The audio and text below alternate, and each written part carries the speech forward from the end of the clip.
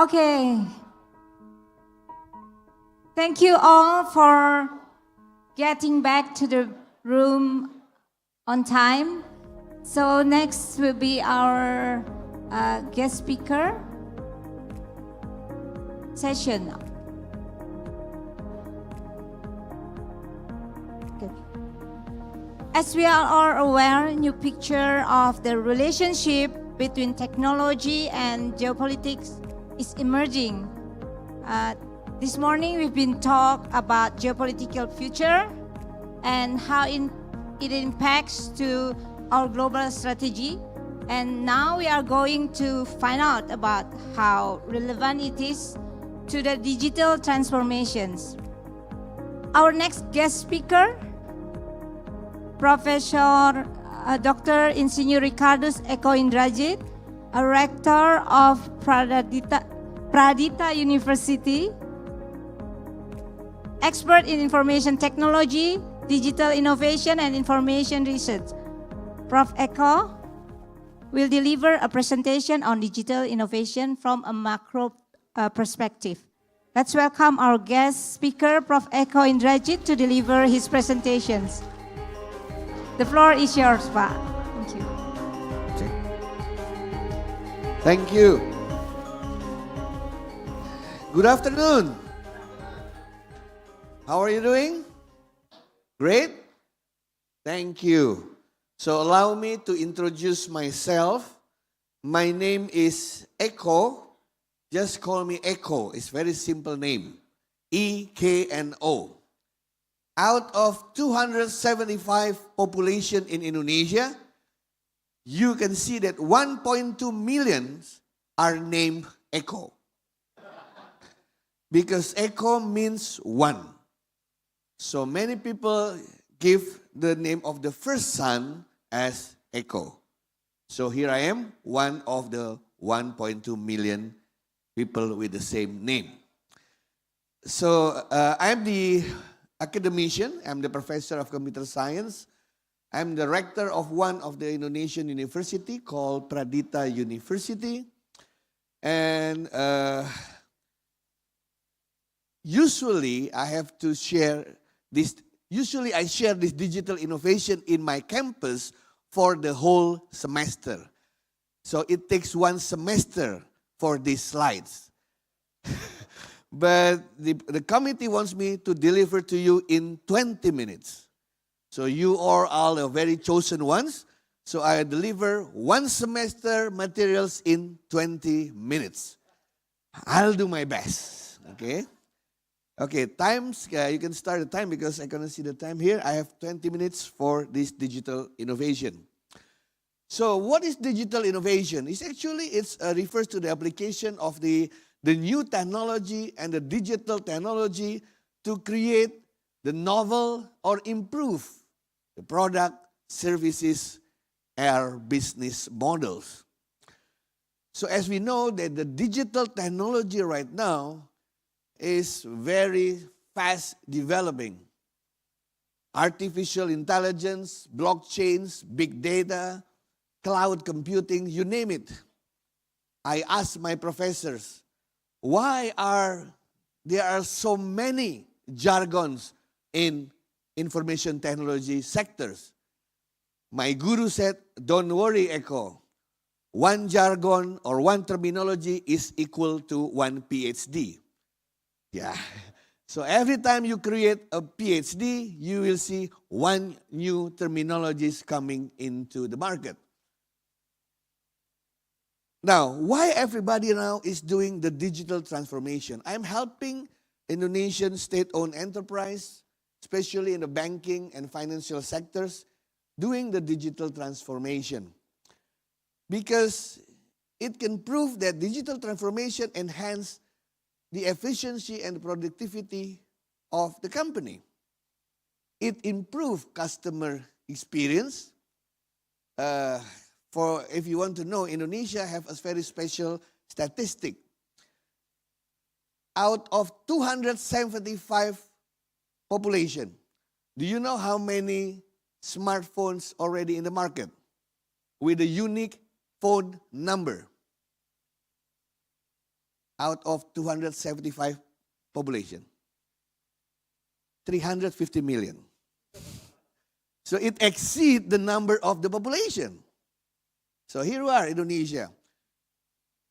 How long they are using internet every day? One day, 24 hours. If you sleep 8 hours per day, it left 16 hours.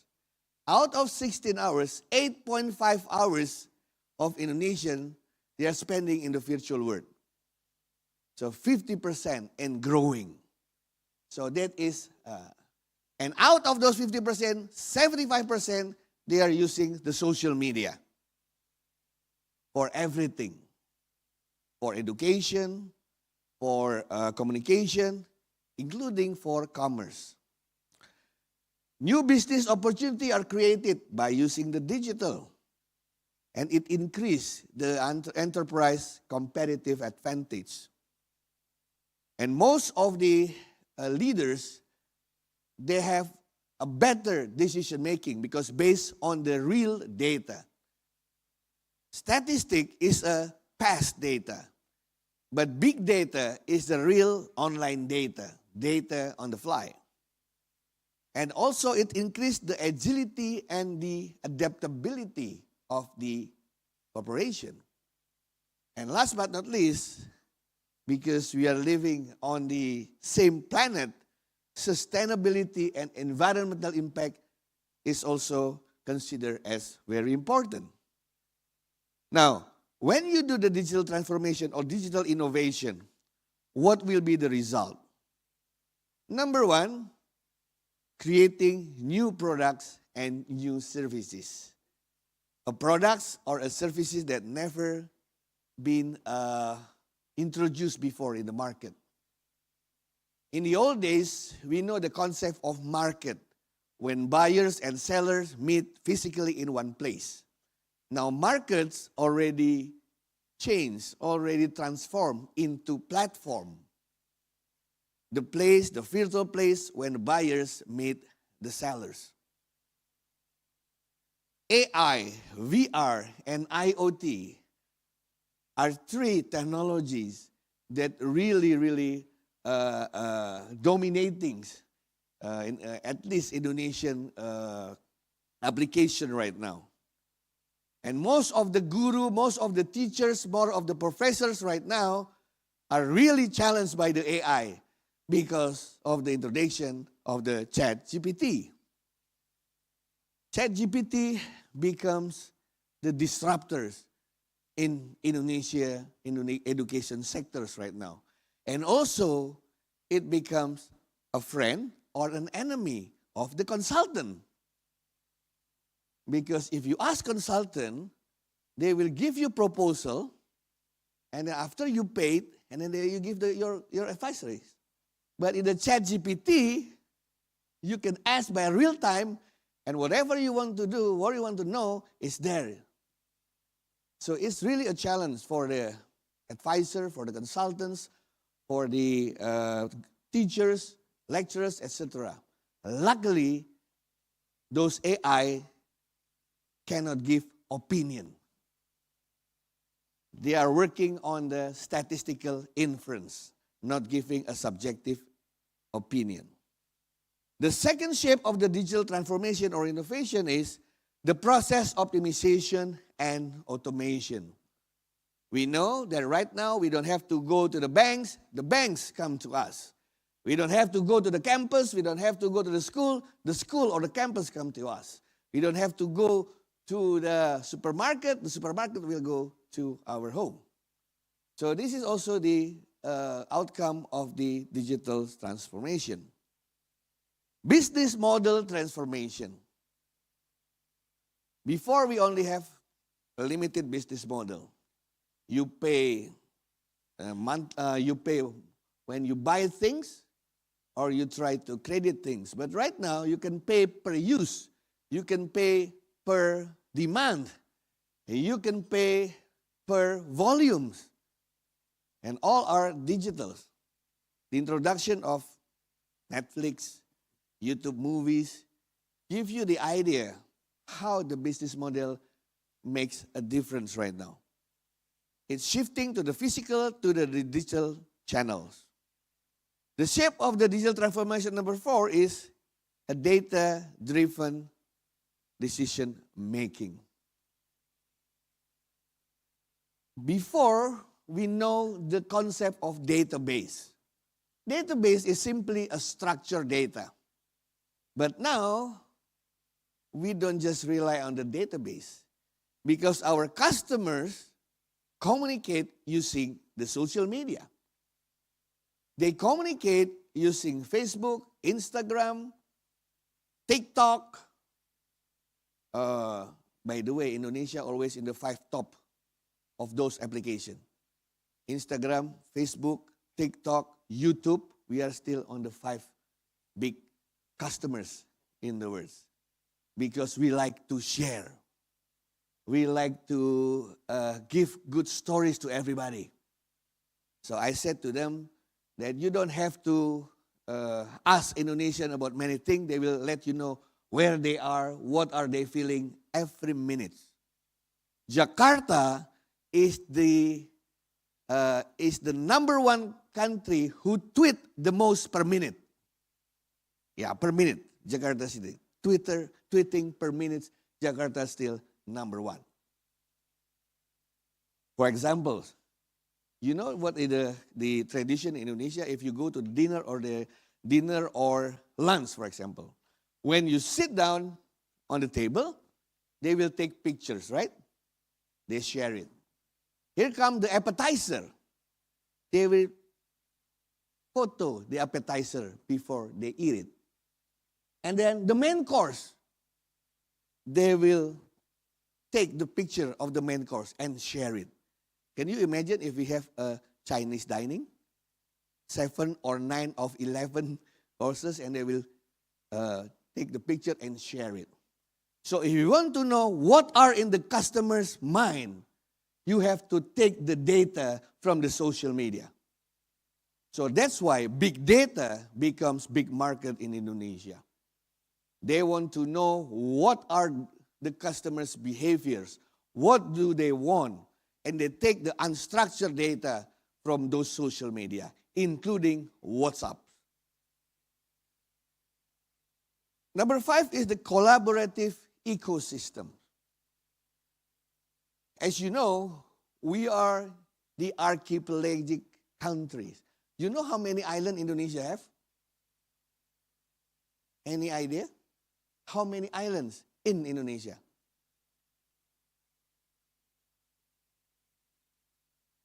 I opened 10 books, 10 reference, and they come out with the 10 different numbers.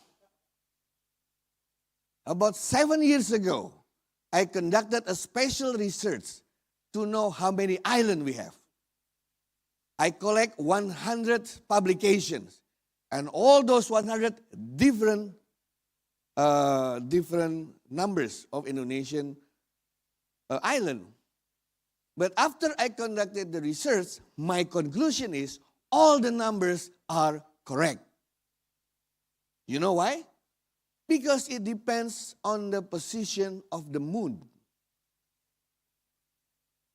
During the full moon, right? Yeah, the level of sea increase. So we have about 13,000 islands. No moon, about 18,000 islands. So 5,000 islands sometimes is there, sometimes it's not. It depends on the position of the moon. That's why sometimes we have problem with Malaysia, with the Philippines, right? With the Thailand, because we are in the boundary. So it depends on when you see the island, during the full moon or no moon at all. So all islands are good. And you believe it or not, out of 18,000 islands, only 3,000 islands already have names. So you can name any island you choose in Indonesia because it doesn't have name yet. Collaboration is very important because we are separated in the different islands. It's very difficult for us to manage logistic systems. It is different for us to manage the food distribution. So technology is very crucial in our country. So here we come, the Industrial Revolution 4.0 and the Society 5.0. Most of the company, especially multinational company in Indonesia, they are trying to embrace this concept. The concept of Industrial Revolution 4.0 is simply the connectivity and the automation. By using the advanced technology and using the IoT, we are trying to bring Indonesia to other countries and the other way around. Right now, if you don't have time to go to Bali, don't worry. Just using your Google VR, you can be on the beach. Right? You don't have to go to Borobudur physically because we have a special Borobudur tour by using a virtual reality. And Society 5.0 is coming in the human-centric approach. There are so many social problems still exist in many countries. The distribution of the food, the access to the quality education, the problem of the logistic are still happening in our country. So what we are trying to do is, can we integrate the physical environment with the digital environment so that we can come out with a solution for those issues? I give you the examples. In Indonesia, we have about 4,500 universities. But out of 4,500 universities, only 30% of Indonesians go to the university, go to the college. We still have 70% people out there don't go to the universities. Why? Because today universities are very conventional in practices. You have to go physically to the campus. You have to meet your professors. You have to do the assessment, etc. They cannot do that because they have to work in the remote area. That's why you will see that Indonesia right now develop what we call as the MOOC, Massive Open Online Course by the Open University. Indonesian Open University have about 400,000 students all over the countries. They don't have to go to the campus. They just open the notebook, open the handphones, and they can choose whatever courses they would like to use. So right now, after the pandemic, we are trying to do that from the primary school to the universities. So at least more people can have access to the quality education. Out of those 18,000 islands, only 5 major islands in Indonesia. And out of the 5 major islands, about 70% economies are in this island, the Java Island. You can see a problem of disparity in other islands.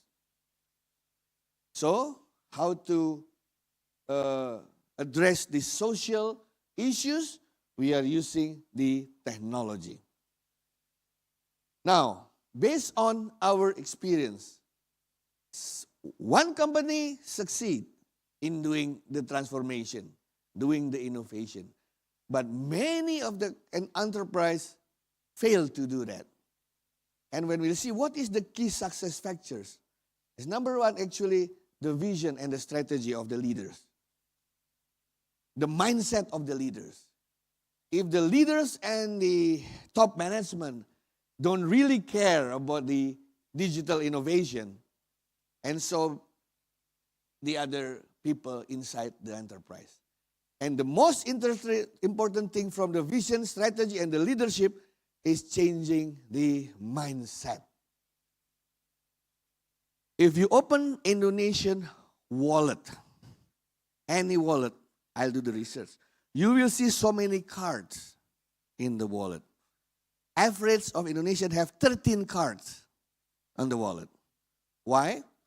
Because every company, every banking, every big company, they do the digitalization without the proper digital mindset. Can you imagine if all banks do the digitalization by introducing a new card? And all the merchants on the big mall doing the internal digitalization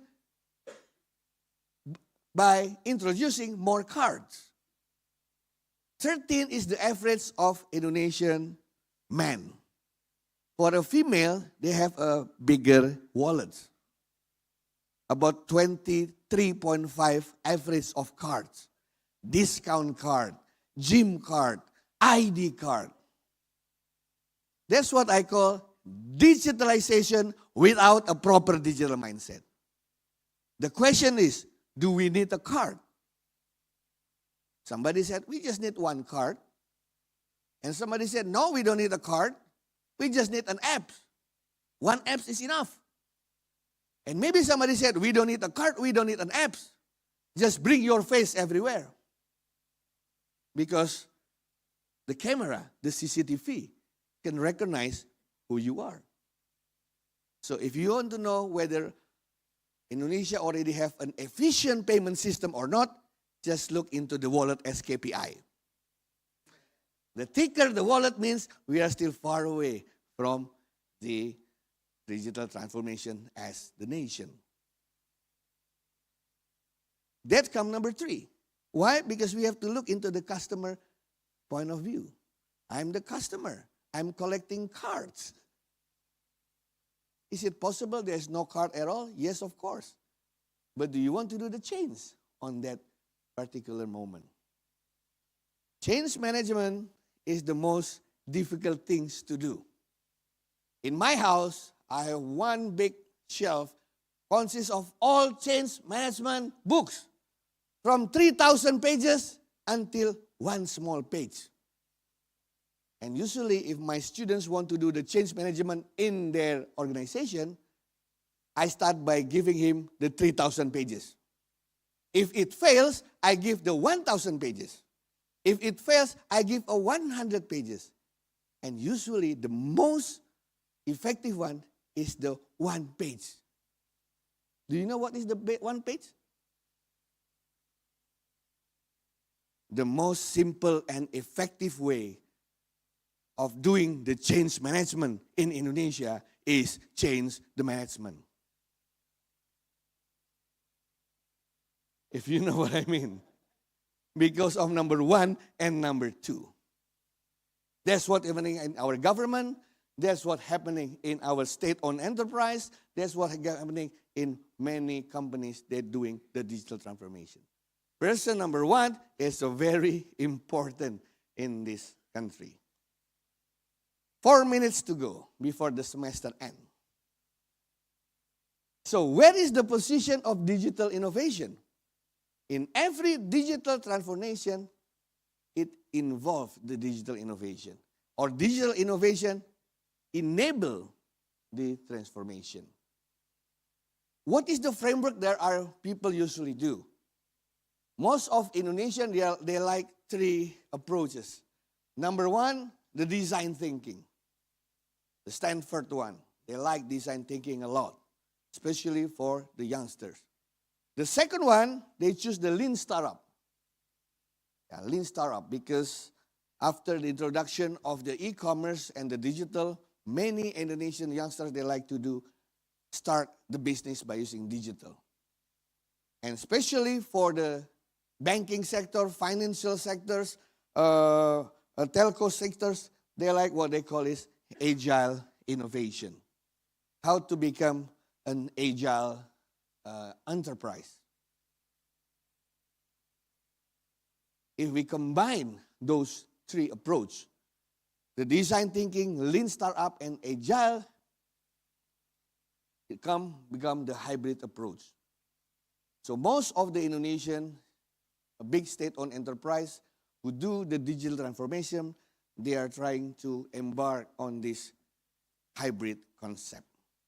Of course, we are learning by doing because this is still new and we don't have time to study. But thanks to the Agile, don't worry, you don't have to worry if you fail. You learn from the failures, but you learn fast. And for digital transformation framework, we are using this framework. And the roadmap that many of the Indonesian companies use is this 6 stages of roadmap. The first one, we call it business as usual. Business as usual is nothing happened. We are trying to tell them the importance of doing the transformation. If we succeed on those one, we go to the present and active. What is present and active? Present and active is the management give freedom to any part of the company to come out with a small solution. You can do the small solution as long as it makes the customer happy. Do it in a very small scope. Because when we go to our office every day, we usually see any issue that always happening from one day to another day and haven't been solved. So the second one, the present and active, means you have a freedom to improve without a proper or without agreement or the permission from your boss. The third one is the formalize. When the boss sees that this small initiative bring benefits, bring values, so it becomes a formalized. The whole units of the company use this one as the SOP. So the initiative, the small initiative that succeed become a formal SOP, become the formal procedures. It's a formalized. We call it strategic if the initiative coming from more than one unit or division. It's cross-divisional initiative. Finance people meet the operational, they come out with a new idea. Marketing meets the finance, meets the HR, coming with a new idea. This already becomes strategic because it's already cross-departmental. Number 4, converse mean the enterprise already knows that the transformation, the digital transformation, is a never-ending journey. So what they do is, they create a special unit.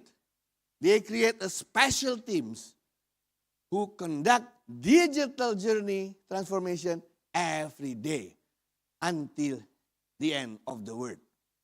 It's a long and winding road, said the Beatles. And the last one, it becomes the daily culture. So ladies and gentlemen, that is the whole one semester because these monitors say time's up. But don't worry, I give you 7 conclusions. Number 1, number 2, number 3, number 4, number 5, number 6, number 7, and those are your homework. Because this presentation will be delivered to you, so I hope this small session of sharing can be beneficial for all of you. Once again, welcome to Indonesia. I hope you enjoy staying in our country. Thank you so much. Thank you, Prof. Eko. It's a Q&A session, Pak. Is that okay, Pak? Okay. You can ask anything related Anyone or not. want to ask? Yeah. Yeah. I'm happy if you ask a question where the answer is yes or no. Any question about anything, about maybe you want to know about Indonesia, about Jakarta? Yeah, yes please. Can we have the microphone? Thank you so much. Yes, sir. Yes, these before we give them to, hello? Yeah. Eko, thank you very much. That was, once again, very informative. It's interesting you talk about change, whether it's in digital transformation or anything else. I've always found that to be the biggest challenge. Yeah. And your suggestion was, well, let's replace management. That's an easy solution, but not too often can sure. it be done. I'd be interested in your experience in even dealing with digital transformation, the success that you've had in actually sort of introducing this new initiative to an organisation who more often than not may not appreciate the benefit of this particular process. So I'd be interested in your experience and thoughts as to whether in fact, has that been a real challenge? Okay. So if I talk to the top management to get the support in digital transformation, I never ask with the presentation because there are so many presentations in place. I give them the real examples, I give you the example. Usually my team, for example, they have come up with the idea and they create one small features. And during the BOD meeting, I show my handphone to the CEO and I said, what do you think about this thing? Oh, I can see all of the performance of every unit every day or whatever in here. Can you do that? Okay, just do it. But if I do the presentation like this, usually there is no buy-in. They need examples. For example, cyber security. It's very difficult to introduce. You have to invest in the security, right?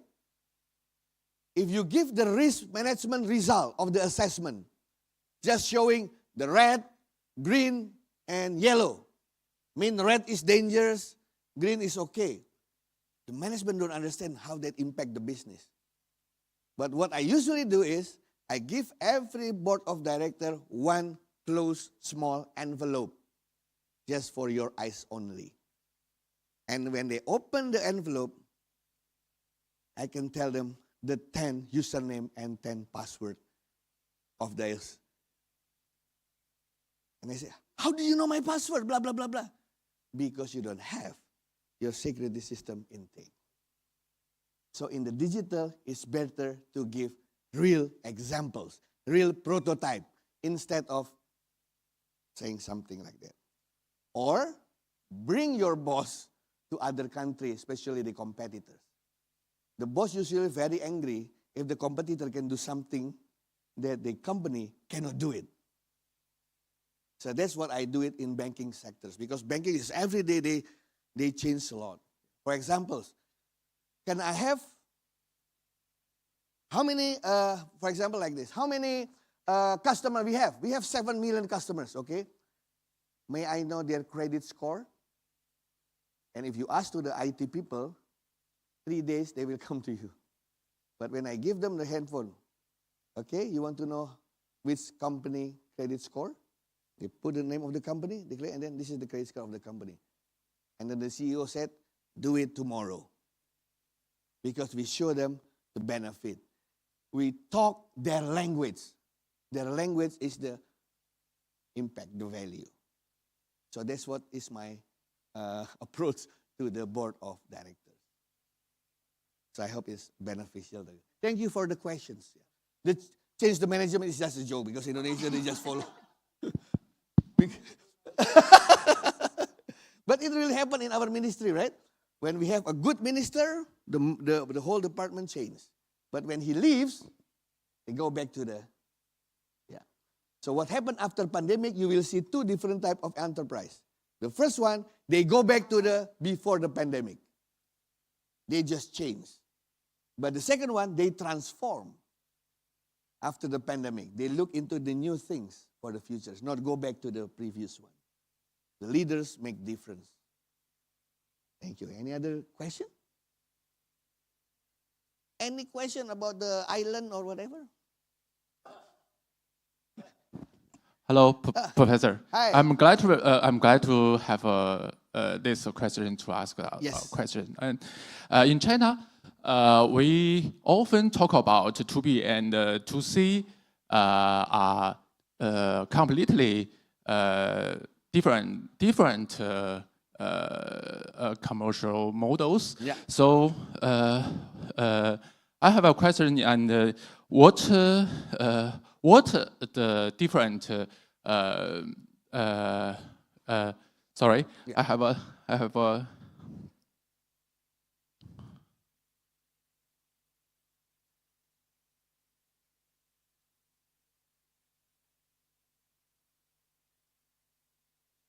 What are the difference between 2B and 2C in digital transformation? Between the In your opinion, between between 2B to business or and to customer? Business to business and business to customers. Yeah. Okay. What is the difference with B2B or B2C? The way they conduct B2B like B2C is exactly like in the banking, corporate, and retails. In Indonesia, if you go to the B2C, we have to play with the volume.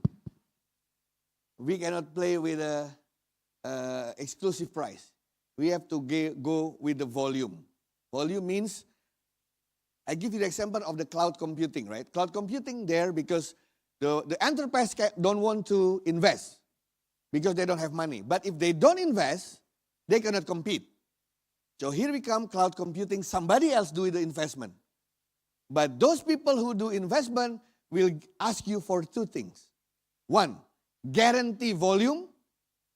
The second one, multi-years contract. So they can calculate their investment. So in the B2C in Indonesia, you have to ensure that you already have those captive market before do the investment for the digital information. But for the B2B, B2B means you have to know this B2B, this B, are they the client, our direct customers, or they are our partners? They want to sell again to another customers. Why this is important?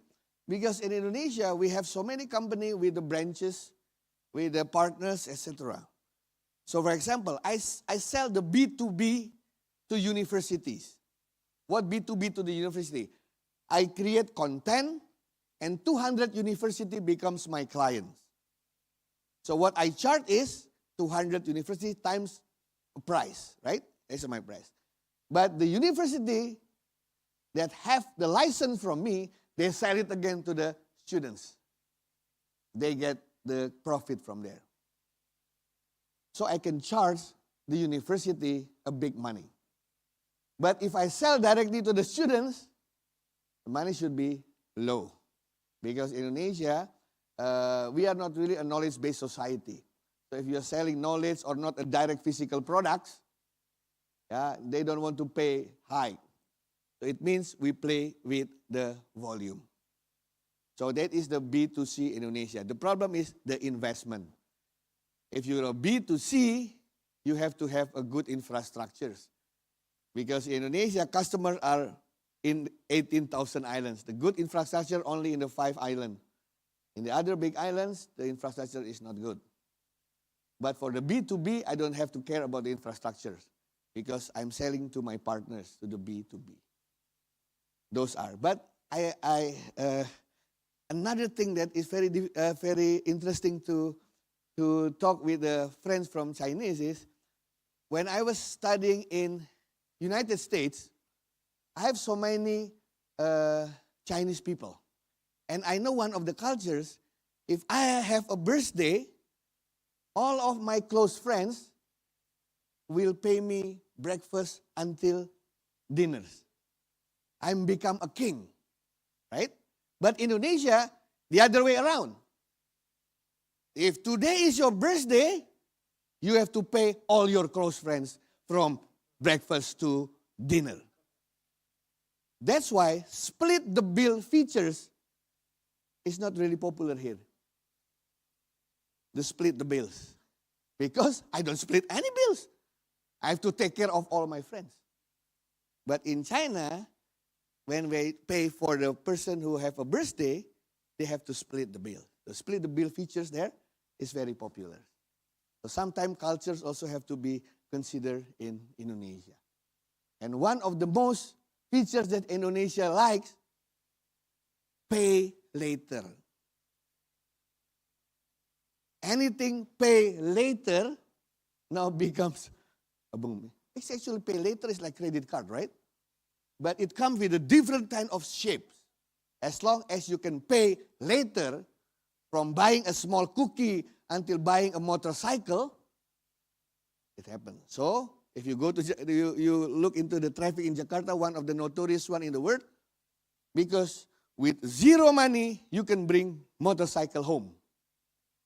Yeah, you don't have to have a down payment to bring a motorcycle. So many motorcycles in these 10 big cities in Indonesia. So that is one of the business model that we like. Play with the volume, with the cheap price, but you have a sustainable customers on that one. Thank you so much for the questions. Any other question, my friend? Before the graduation day? Oh. Yes, okay. Ladies first.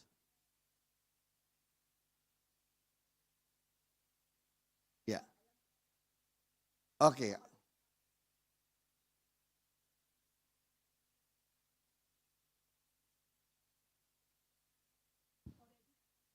Yes, Yeah. yes.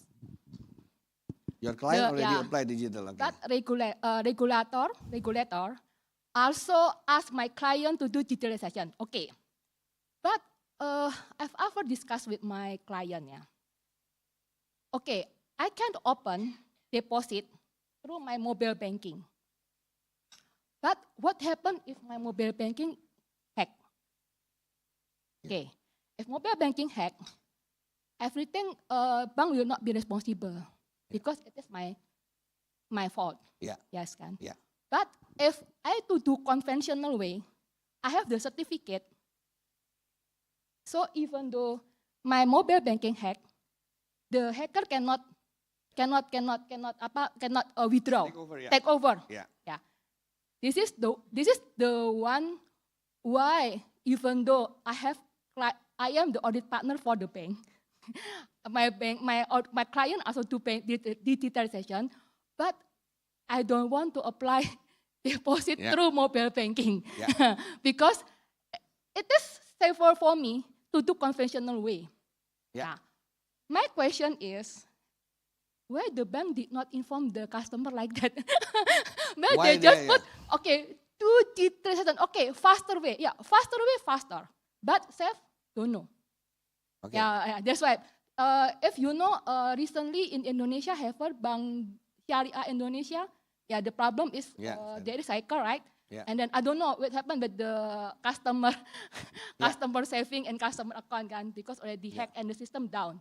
Nah, if the problem like this, okay, how do we know when the hacker comes and then the customer account, we don't know which one the correct one, the customer number. Yeah. So how the liability if okay, I believe my account is 1 billion. But bank said, oh no, this is not 1 billion. But I said, okay, but your bank is being hack kan? Yeah. Kan? Yeah, it's hacked. Yeah. So that's why. I mean that okay, digitalization is correct for the faster way, yes. Yeah. But safer? I got a point. Okay. Actually, the answer is in a different conference. Because we are talking about cybersecurity. But it's a good question. I safeguard Indonesian internet for 12 years. Yeah, for 12 years, I safeguard Indonesian internet. So I know that in Indonesia right now, every day, 3.5 million attempt to attack. 3.5 per day. And most of them to the banks. It's a problem of literacy, actually. From the principal point of view, if you have some value, at the same time, the risk follows, correct? There is no something with a value without a risk. The problem is, in the relation with the banking and the customers, which one is the responsibility of the banks and which one is the responsibility of the customers? And usually when the customers open the accounts, usually the bank don't have an SOP or a mechanism to tell to the customer about the security. The security literacy in Indonesia is very low. 80% of the cyber attack in these countries is conducted by social engineering. Social engineering means you manipulate people. A simple examples, you know the QR, right? QR code. Everybody using the QR code. In the restaurant, in the bank, etc. Do you know that one of the hackers put a fake QR code in the restaurant? So you are going to the restaurant and there's the QR code. You think this is a menu, right? Because of the pandemic, they don't give a physical menu. When we open this one, if you have a Google account, you have 50% discount. Username, password. If you have a Bank Mandiri banking, you will have 70% discount. Please give you your username and password. Do you know how come people can get your OTP? I give you how hackers get your OTP. We are a very close friend. Indonesia, if you open Indonesia Facebook, most of them are full, 5,000 friends. Whether you know or not, we accept. For example, during the reunion day, you meet your high school people. Okay? 30 years never meet. It's your friends in the past. And then suddenly, after you gathering for 3 hours, your best friend 3 years ago saying something to you. My husband picked me up in the mall, but I forget to tell him in which gate. I want to call him, but my handphone's battery is low. Can I borrow your handphone? What do you think? They will give it to me or not? 99.9% of Indonesia will give the handphone to his friend. Because he's in trouble, right? So I get your handphone. I pretend to call my husband. At the same time, actually, my handphone is not low bat. It's still on. I open WhatsApp, I open Facebook. I want to change my password. And they will send you the OTP, right? Where they will send you the OTP? To the phone that you borrow. So when you go home, your social media already taken out by somebody else. If you have a Samsung, for example, Samsung, and you are given the new handphone, iPhone or 5O or Huawei or whatever, you want to move your data from here to the new handphone. Where do you go? Where do Indonesians go? If you are an IT literate, you synchronize by yourself. But only 15% Indonesian literate on IT. Usually they go to the kiosk. They go to the mall. For 100,000 rupiah, I help you move your data from one place to another place. And you are happy that somebody helped you. The question is, how do you know that those stores, those shops, those persons don't also copy your file into their hard disk? That is social engineering. When I was married 22 years ago, the first 5 years of the marriage, every time I want to give a new handphone to my wife, she refused. No, if you have a new phone, that's just for you. I'm just having, your used phone is okay for me. I thought my wife is very humble. Now I know that she is a very good digital forensics. You know what I mean? So that is what's happening. The low literacy on cyber security and information security is dangerous. So when you introduce the features of the digital transformation through the new apps, whatever, at the same time, you have to educate the customer with the security. In Indonesia, you have to have omni-channels. because 4 generations still exist. My grandpa, my father, me, and my son. And they need different type of channels with a different type of risk. That is the conclusion today. So the homework should be done in 1 week. Thank you so much, ladies and gentlemen. Thank you, Prof. Thank you so much. Thank you for such an inspiring presentation, Pak. I want to ask Pak Eko to stay on the stage, Pak, for a while. As a form of appreciation, I would like to invite Mr. Marco Kali to give a trophy to Prof. Eko.